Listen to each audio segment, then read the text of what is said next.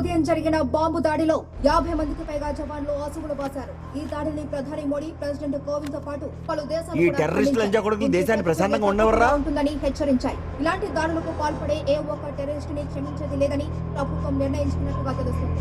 ఈ సంఘటనని అధికార పక్షం యొక్క నిర్లక్ష్య ధోరణిగా ఎత్తి చూపిస్తూ ప్రతిపక్షాలు ప్రభుత్వం మీద ఎదురుదాడికి దిగాయి.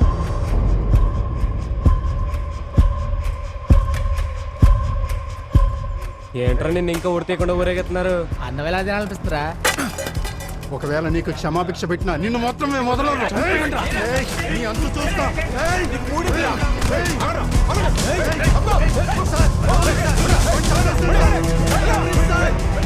చప్పట్లు కొట్టిన చేతులు చావని కోరుకుంటున్నాయి. మనిషి ప్రేమలోని ద్వేషాన్ని, సుఖంలోని దుఃఖాన్ని, స్ఫూర్తిలోని అసూయని, తనలో మృగాన్ని మోస్తూనే ఉన్నాడు. నీకు నేనున్న ఆదిత్య, బుగులు వటకు. దినదినానికి పరిస్థితులు మారిపోతున్నాయి. ఇక్కడ అందరు నీ మీద పగవేంచుకుంటున్నారు. నేను వాళ్ళ లేక ఉండకూడదంటే ఇంకో ₹1,00,000 ఇవ్వు, నీ స్లిప్ నీకు ఇచ్చేస్తా. లేదంటే ఎస్పీకి ఇస్తాను.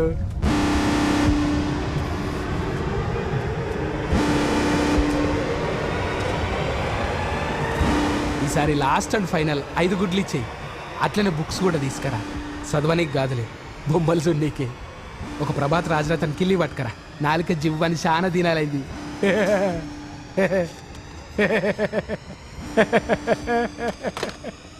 ఆవేశంలో ఆలోచనకు చోటు ఉండదు, కానీ ఆవేశం ఆలోచనకి కారణమైతే తెలివికి చోటు ఉండదు.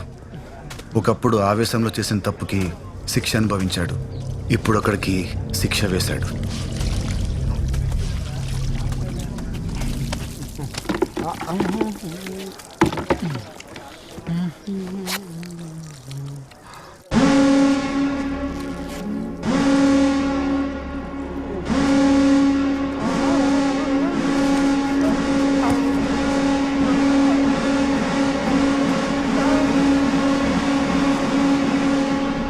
ఆదిత్య రాష్ట్రపతి గారి క్షమాభిక్ష కోసం ఎదురు చూస్తున్నాడు. నిన్నటి వరకు క్షమాభిక్ష వస్తుందేమో అని ఆశ ఉన్న ఈ దాడితో క్షమాభిక్ష ఇవ్వాలా వద్దా అనే సంకోచంలో రాష్ట్రపతి ఉన్నట్టు తెలుస్తోంది.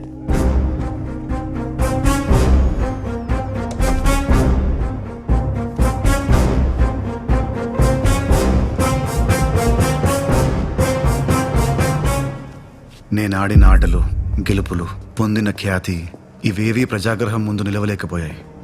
ప్రెసిడెంట్ గారు క్షమాభిక్ష ఇవ్వలేదు. హై సెక్యూరిటీకి షిఫ్ట్ చేసి చావు గుప్పెట్లో పడేశారు.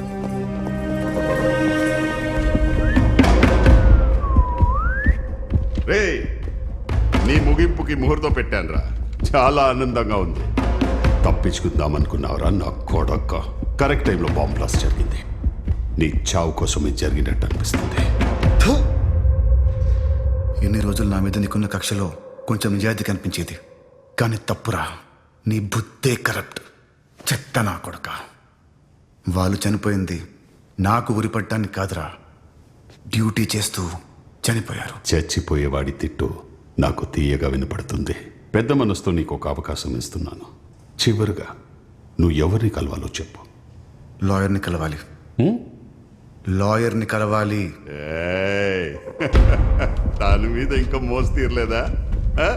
చెల్లిప్పి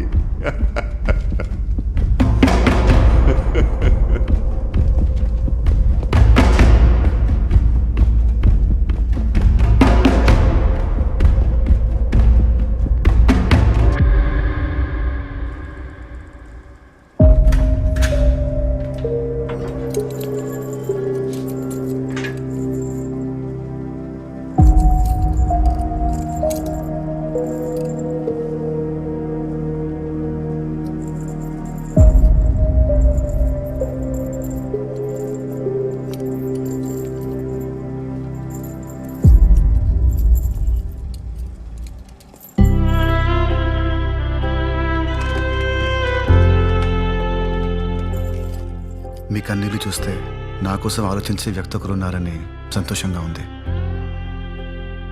మీరు నన్ను నమ్మినందుకు చాలా థ్యాంక్స్. ఆ రోజు నేను కేసు వదలకుండా ఉండుంటే ఈరోజు నువ్వు బయటకు వచ్చేవాడివేమో. I'm really sorry Aditya. మీ తప్పేం లేదు. ఏం జరగాలని ఉంటే అదే జరుగుతుంది. చివరిగా నాకు హెల్ప్ చేస్తారా? నేను వెళ్ళిపోయే లోపు వరల్డ్ చెస్ ఛాంపియన్ విశ్వనాథన్ ఆనంద్తో మ్యాచ్ ఆడాలని ఉంది.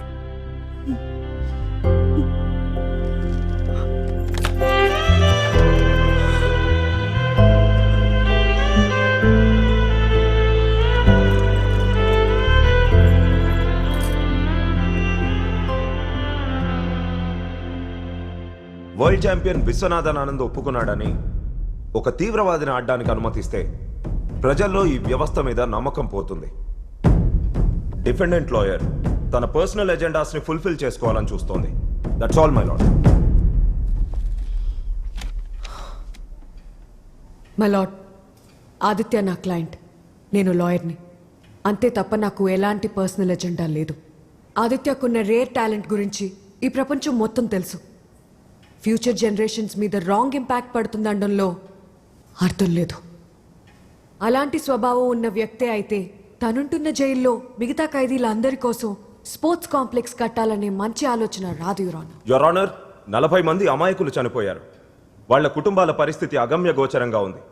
దానికి కారణమైన వ్యక్తి మీద జాలి దయా చూపిస్తే ఈ దేశ ప్రజలు క్షమించరు మై లార్డ్. మై లార్డ్, గతం ప్రస్తుతాన్ని, ప్రస్తుతం భవిష్యత్తుని నిర్ణయిస్తుంది. ప్రస్తుతం ఈ కోర్టు ఇచ్చే తీర్పు భవిష్యత్ తరాలకి ఆదర్శంగా ఉండాలని కోరుకుంటున్నాను. ఈ ప్రపంచానికి దూరం అవుతున్నానని తెలిసి చివరిగా ఒక్కసారి బ్రతకాలనుకుంటున్నాడు. మానవతా దృక్పథంతో ఆదిత్య చివరి కోరికని తీరుస్తారని ఆశిస్తున్నాను.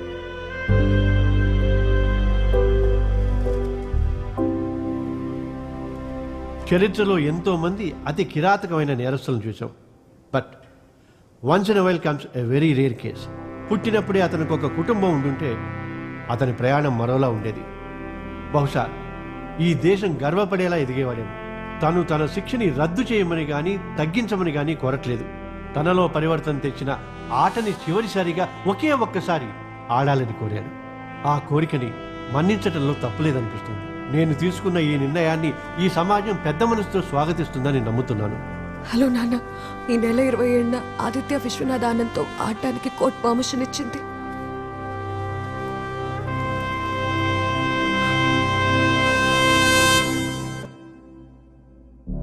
సిగరెట్ ఉందా? ఇంకా నేర్చుకోలేదా? ఇవాళ మధ్యాహ్నం వరల్డ్ ఛాంపియన్ విశ్వనాథ్ ఆనంద్తో నా చివరి మ్యాచ్ ఉంది. మీరు తప్పకుండా రండి. 3 గంటలకు జరిగే మ్యాచ్ గురించి చెప్తారు. తెల్లారుజామున 4:30కి నేను ఊరి తీస్తారు. చావు భయం లేదా?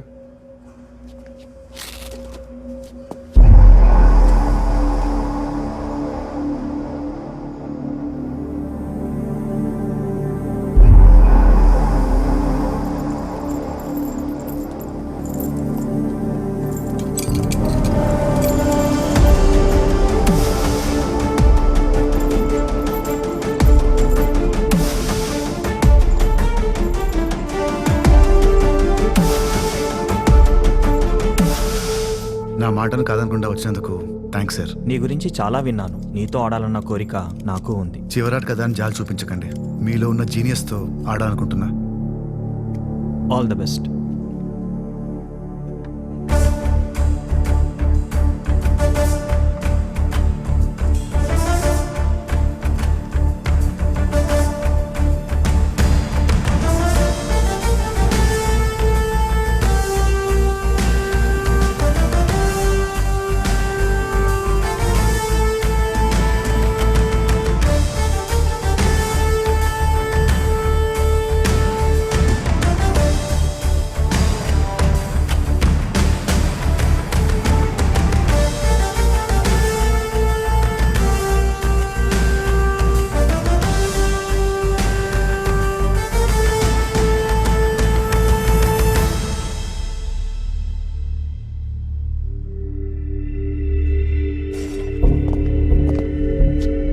వాష్రూమ్.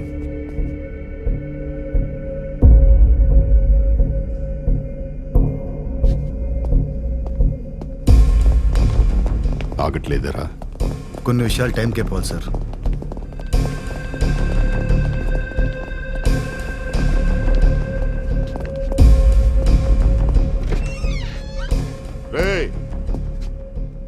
తలుపు తెరిచే ఉంచు.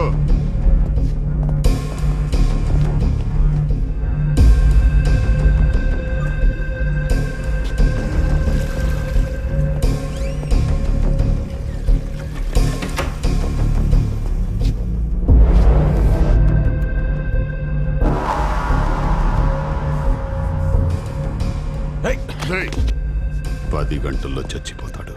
తాగని.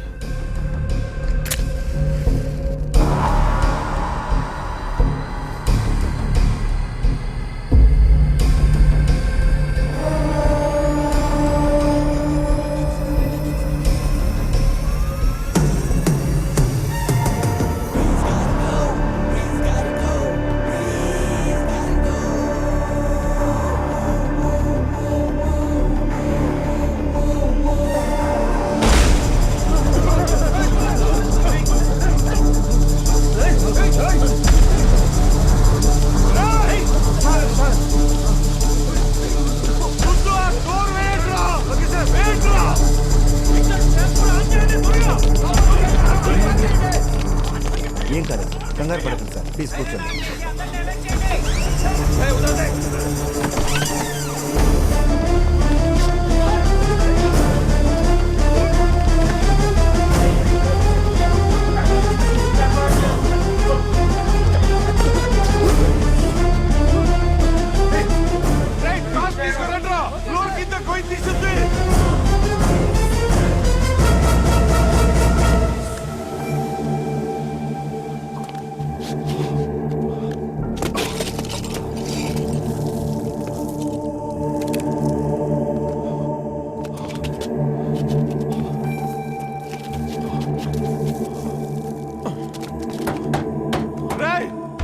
వాడు టన్నెల్ తవ్వి వెస్ట్ సైడ్ కాంపౌండ్ నుంచి పారిపోతున్నాడు. అటుపయ్యా ఈ డోర్ ని బదలుకుంటావు. వాడు ఎటువైపు నుంచి పారిపోకూడదు. ఎక్కడికి పోతాడు సార్? రేపు చనిపోయేవాడు ఇయాలే చేస్తాడు. పారిపోయాడు తొగినా కొడుకు.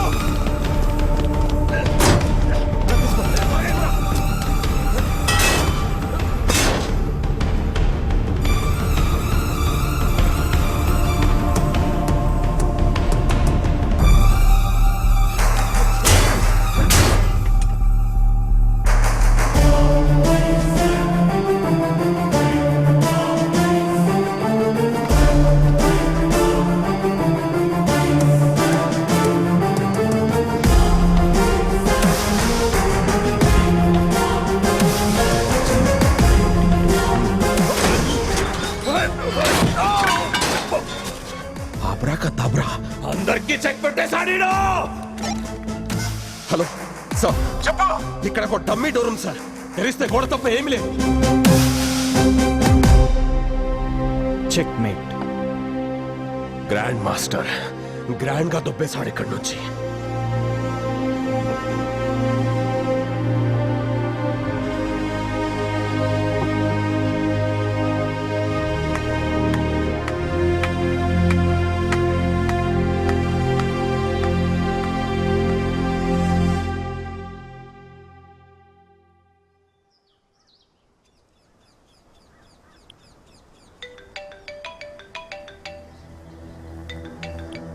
హలో హలో ఆదిత్య, చాలా కాలమైన బాగా గుర్తుపట్టారు. ఒకప్పుడు నీ మౌనాన్ని గుర్తుపట్టలేదు, ఇప్పుడు అర్థం అవుతుంది. నేను ఎక్కువసేపు మాట్లాడలేను. ఎలా ఉన్నావు, ఎక్కడున్నావు అని అడగను. ఎలా చేసావో చెప్పు. కొన్ని విషయాలు మిస్టరీగా మిగిలిపోవడం మంచిది. మళ్ళీ ఎప్పుడైనా మిమ్మల్ని కలవాలని కోరుకుంటున్నాను. Let's leave it to fate. అహం నియతిం నిశ్చామి. క్షమాభిక్ష వచ్చిన జైల్లోనే బ్రతకాలని ఊహ నచ్చలేదు. స్వామిని కలిసిన తర్వాత నాకు ఒక ఆలోచన వచ్చింది. ఇక్కడే ఒక కన్స్ట్రక్షన్ కంపెనీలో సివిల్ ఇంజనీర్ గా పనిచేస్తున్నా. నేను కూడా రిటైర్ అయ్యే ఒక స్పోర్ట్స్ ఫెసిలిటీ జైల్లో వాళ్ళ కోసం ఒక స్పోర్ట్స్ క్లబ్ కట్టాలనుకుంటున్నాను. నా గెస్ట్ కరెక్ట్ అయితే ఎస్పీ గారు స్పోర్ట్స్ కాంప్లెక్స్ కట్టడానికి చిరునవ్వుతో స్వాగతిస్తారు. స్వామిని తను పనిచేస్తున్న కంపెనీ తరపున తక్కువ ప్రైస్కి టెండర్ వేయమను. నేను తప్పించుకోవడానికి అదే మార్గం అవుతుంది.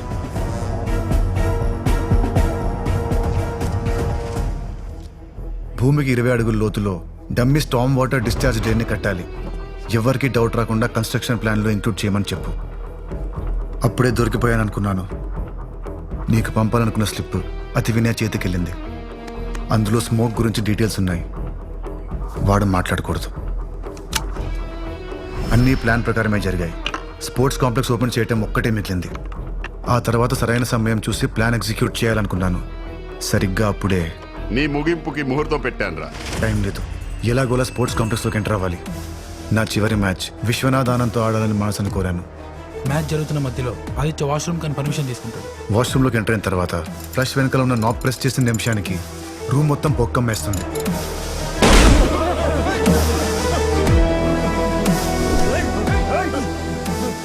అనుకున్నట్లు వాళ్ళందరి దృష్టి మళ్లించి నేను పిల్లర్లోకి వెళ్ళిపోయాను.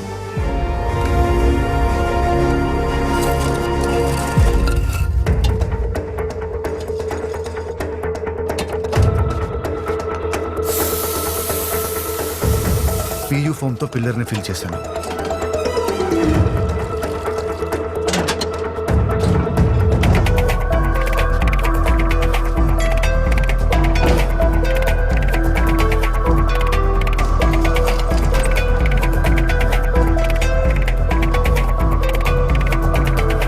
ఒక టెర్రరిస్ట్ తప్పించుకున్నాడని తెలిస్తే దేశం మొత్తం చల్లడపడతారు. వేడి చల్లారే వరకు కొన్ని నెలలు ఆ గదిలోనే ఉండిపోయాను.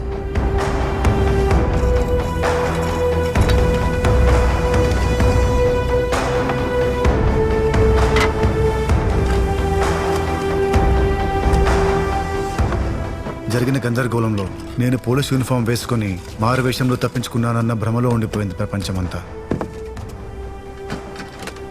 ఒక మనిషి బ్రతకడానికి కావాల్సిన కనీస సదుపాయాలన్నీ సమకూర్చాడు స్వామి. డ్రై ఫ్రూట్స్, విటమిన్ టాబ్లెట్స్, నీళ్లు అన్నీ పొదుపుగా రేషన్ ప్రకారమే వాడుకున్నాను. కన్స్ట్రక్షన్ యాక్టివిటీ ఉన్నంత వరకు టనల్ తవ్వి ఉంచారు. మిగతా సగం నేను తవ్వుకుని జైలుకి దూరంగా వెళ్ళిపోయాను.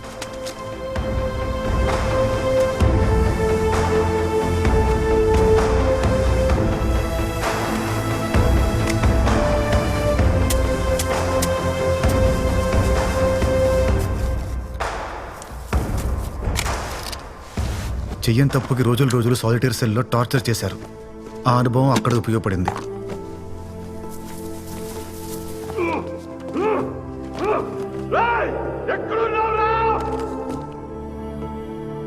మూడు నెలలు గడిచాయి. తనువు, మనస్సు, బుద్ధి కాంతిని కోరుకుంటున్నాయి. ప్రపంచం నిరంతరం ఏదో ఒక కొత్త సంచలనం వెతుక్కుంటుంది. కొన్ని రోజులకి నన్ను మర్చిపోయారు.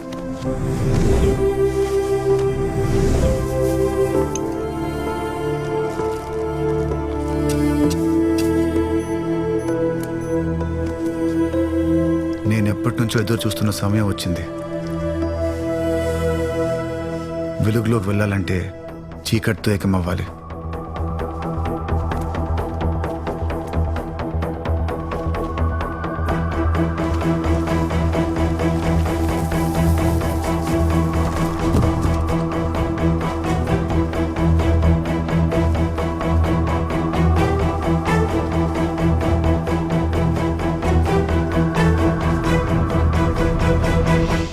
అవధులు లేని ఆకాశం, గమ్యం లేని గాలి, సమిధలు లేని వెలుగు, ప్రవాహమాగని నీరు, కంచెలు లేని భూమి ఉన్న చోటుకొచ్చాను. నేను ఈ ప్రపంచానికి నిర్దోషిగా నిరూపించుకునేంత వరకు గురూజీ స్వామి కూడా నాతో పాటే అజ్ఞాతంలో ఉంటారు.